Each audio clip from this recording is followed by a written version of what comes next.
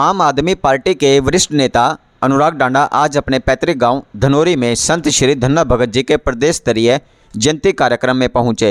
यहां पर उन्होंने गांव में मंदिर में मत्था टेका। आम आदमी पार्टी के वरिष्ठ नेता अनुराग डांडा ने कहा कि संत श्री धन्ना भगत की ख्याति दूर दूर तक है। गांव में हर वर्ष मेला भी लगाया जाता है। इनके जयंती कार्यक्रम में देश के कोने कोने से लोग पहुंचते हैं। उन्होंने ग्राम पंचायत और ग्राम सुधार युवा संगठन के प्रयासों की सराहना की। अनुराग डांडा ने कहा कि संत श्री धन्ना भगत का जयंती कार्यक्रम हर वर्ष आयोजित किया जाना चाहिए।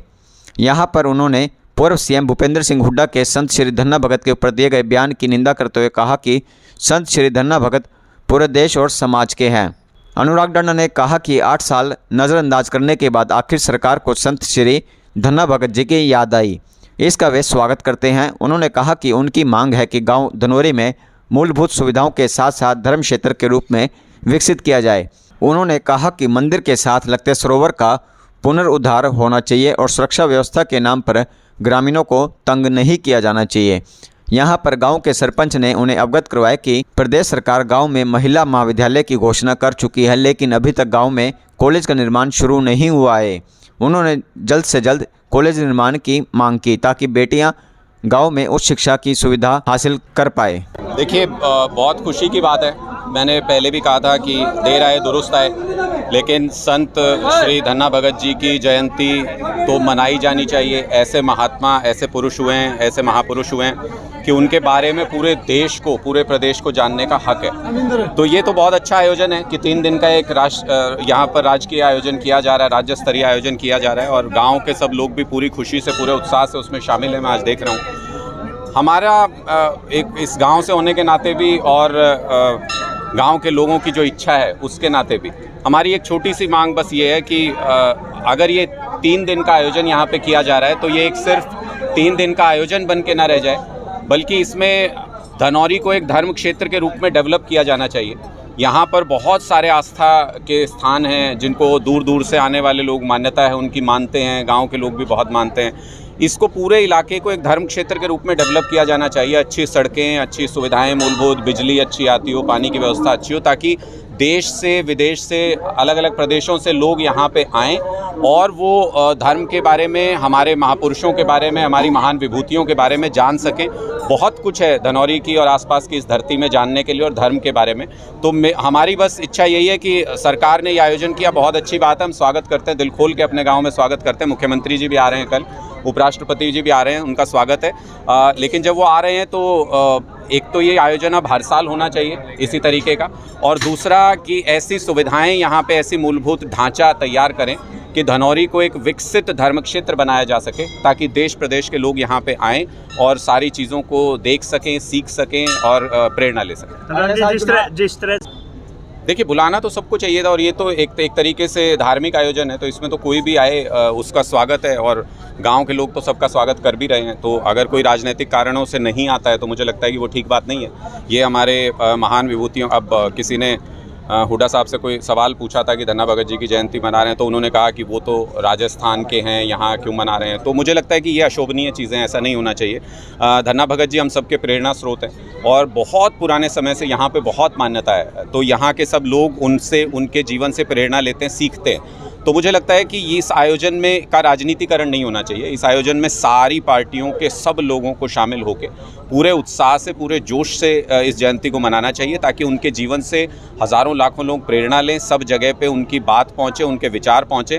और ये आयोजन हर साल हो तो ये और भी बहुत अच्छा हो जाएगा। और अगर इस आयोजन से, जैसा कि पूरे हरियाणा में आज चर्चा हो रही है धनौरी की, पूरे देश में जाना जा रहा है कि यहाँ पे ये राज्य स्तरीय आयोजन किया जा रहा है, अगर इसको इसी तरीके का एक यादगार जगह बना दिया जाए, धर्म क्षेत्र के रूप में डेवलप किया जाए, तो मुझे लगता है कि वो सोने पे सुहागा होगा। ये आयोजन जो है, इसका जो पर्पज़ है करने का, वो पूरा हो जाएगा मुझे लगता है, अगर ऐसा किया जाएगा। तो आप क्या दावे से आएंगे? नहीं, मुझे तो गांव की कमेटी ने, सरपंच साहब ने खुद भी इन्होंने बुलाया था मुझे, और मैं निश्चित तौर पे, मेरा गांव है, मेरी तो मानता है ही यहाँ पे, मैं तो बहुत सम्मान करता हूँ यहाँ बहुत सारे धर्मस्थल हैं और बचपन से हम आते रहे हैं, समय समय पर आते रहे हैं। तो मैं तो चाहता था इस आयोजन में आना, और मुझे गांव की कमेटी की तरफ से और युवा कमेटी की तरफ से दोनों ने मुझे आमंत्रित भी किया। मुझे बहुत खुशी हुई और मैं खुशी से आया हूँ। मैं बहुत पुरानी डिमांड है ये इस गाँव की, वो राजनीतिक तौर पर उसको हम बार बार उठाते भी रहे हैं और आगे भी उठाते रहेंगे, वो एक अलग मैटर है। लेकिन गांव में कॉलेज की डिमांड है काफ़ी समय से। सरकार ने उसको सैद्धांतिक तौर पे मुझे बताया गया कि सरकार ने उसको स्वीकार किया है। कब तक उसको ज़मीन पे उतारते हैं वो देखने वाली बात है।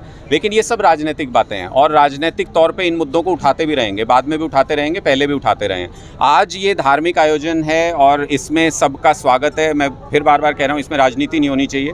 लेकिन जिस विषय पर आज ये कार्यक्रम किया गया है और जो जयंती को मनाया जा रहा है यहाँ पे संत श्री धन्ना भगत जी की, तो फिर इसको एक यादगार बना देना चाहिए। यहाँ इसके नाम पे आज जब पूरे राज्य से लोग यहाँ पे आ रहे हैं, जगह जगह बड़े बड़े सारे एमएलए, मंत्री, मुख्यमंत्री, यहाँ तक कि उपराष्ट्रपति जी भी आ रहे हैं, तो फिर इसको करके भूल नहीं जाना चाहिए। फिर मुझे लगता है कि इसको ऐसे इलाके के रूप में डेवलप करना चाहिए कि सारा प्रदेश इसको एक केंद्र के रूप में देखे, एक धर्म क्षेत्र के रूप में देखे और यहाँ पर सब लोग आके अपने श्रद्धा के स्थानों पर दर्शन कर सकें। पार्टी का नया संगठन बन गया, कब तक बनेगा? संगठन को लेके काफी सवाल उठ रहा है कि संगठन बन गया, तो सुना है कि 15 मई को आप दोबारा संगठन बना रहे हैं। देखिए, हम उससे पहले ही कर देंगे। हम पूरे प्रदेश में जो एक नॉर्मल प्रक्रिया होती है हमारी कि हम पहले सदस्यता अभियान चलाते हैं, और आप सबने देखा कि 10 लाख सदस्य बनाने का लक्ष्य रखा था हमने, लेकिन उससे कहीं ज़्यादा 11,77,000 सदस्य हमने 1 महीने के अंदर आम आदमी पार्टी के पूरे हरियाणा में बनाए हैं।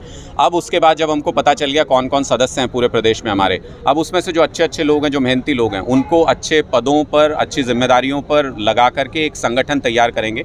और वो मजबूत संगठन मुझे लगता है कि अप्रैल के अंत आते आते, अभी अंतिम दिनों में या फिर मई के शुरुआती सप्ताह में हम वो संगठन अनाउंस करना शुरू कर देंगे। आप यहाँ पे चारों तरफ नज़र घुमा के देखिए, सारे गाँव के लोग हैं, मेरे बड़े हैं, मेरे बुजुर्ग हैं, उनसे आशीर्वाद लेंगे, मेरे छोटे हैं, उनके साथ मिलके हर्षोल्लास से इस कार्यक्रम में शामिल होंगे।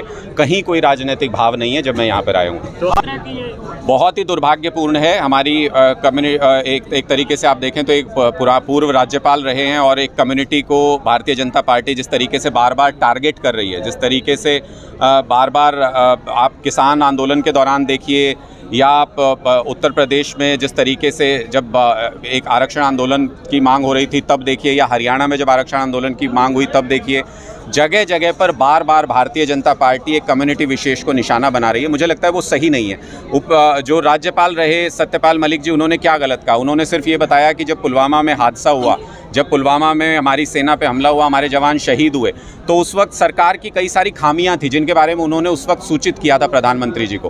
प्रधानमंत्री जी ने कहा चुप रहो। तो अगर वो इस बात को बताते हैं सारी दुनिया के सामने, देश के सामने, तो वो देश भक्त होने का परिचय दे रहे हैं, वो देश के शहीदों के प्रति अपनी सच्ची श्रद्धांजलि दे रहे हैं। और ऐसा करने पर अगर सीबीआई बुलाएगी तो हर किसी को बुला रही है आजकल, सीबीआई ईडी, क्या फ़र्क पड़ता है? बुलाइए, देखते हैं। दिल्ली में भी कहीं ना कहीं जो लगता है कि आपको सत्ता हिलाने की तैयारी है बीजेपी की। देखिए, ये राजनीतिक मंच है नहीं आज ये बात करने का, लेकिन मैं बहुत छोटे में अपनी बात का जवाब दे देता हूँ। जब आज़ादी का आंदोलन हुआ उस वक्त भी अंग्रेज़ ये सोचते थे कि शहीद भगत सिंह जी को जेल में डाल दो, फांसी चढ़ा दो, तो फिर आज़ादी मांगने वाला ही नहीं कोई बचेगा, फिर कोई मांगेगा नहीं। ऐसा हुआ थोड़ी। उसके बाद भी हज़ारों लाखों लोग शहीद हुए, कुर्बानियाँ दी और आज़ादी मांगी और आज़ादी ली भी। तो अगर इनको ये लगता है कि मनीष सिसोदिया को जेल में डाल के, सत्येंद्र जैन को जेल में डाल के, अरविंद केजरीवाल जी को जेल में डाल देंगे तो ये आंदोलन थम जाएगा, इनकी गलतफहमी है। आने वाला वक्त आम आदमी पार्टी का है। हरियाणा में भी और पूरे देश में भी सरकार बनाने जा रहे हैं। जितनी इनमें दम हो, जितनी ताकत हो, लाठी चलाएं, डंडे चलाएं, जेल में डालें, फांसी तोड़ें, कोई फर्क नहीं पड़ता। के माध्यम से वोट बैंक साधने के लिए तो ये आयोजन टारगेट नहीं किया जा रहा। मुझे मैं इसमें बिल्कुल राजनीतिक आंखों से इसको नहीं देखना चाहता, उस नज़र से नहीं देखना चाहता। लेकिन अगर कोई भी ऐसा कर रहा है, अगर इस आयोजन के ज़रिए वो कम्युनिटी को वोट बैंक में तब्दील करना चाहते हैं, तो मुझे लगता है कि वो अच्छा प्रयास नहीं है, फिर वो शर्मनाक है। 2024 के लिए कैंपेनिंग ले आम आदमी पार्टी अगर नहीं उतरी, सारी पार्टी उतर गई, क्या करना चाहिए? समय आएगा तो उतरेंगे। सारी पार्टियां तो हमारे डर से उतर गई हैं पहले ही। 1 साल पहले आपने कभी भारतीय जनता पार्टी को चुनाव की तैयारी करते देखा?